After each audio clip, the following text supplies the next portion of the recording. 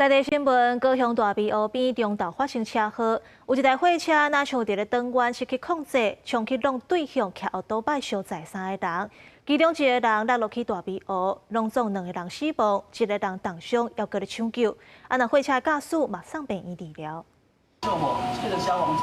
白色货车转弯时，敢若失去控制，冲向对向的车道，弄倒汽车，煞来搁弄到护栏内顶车。 有一个人飞下去，但是他们已经下去救他了。看到民众1个人落车救人，代志发生伫2中道高雄澄清湖边的宽湖路接文静路段，骑车的4判的查某人，甲3岁的查某孙，互弄一个真侪所在骨头断去，唔知人。现场护栏有1.7公尺悬，不过后座4判的查某人因老母互弄背入去湖内底。自小货车驾驶波囊，经实施酒测值为0。 骑士班女待检验，目前双方驾驶及乘客送医救护。初步研判为自小货车过弯失控，驶入对向车道，导致肇事。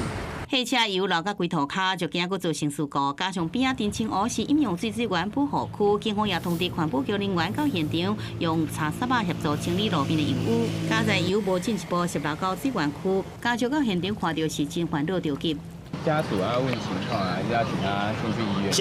还是我先去医院？好，先医院好了。事故路段今年已经发生20以上的车祸，其中 A2 就占18件，互人遗憾的是，这个事故4判的查某人甲伊的老母经过抢救了后，拢宣告不治。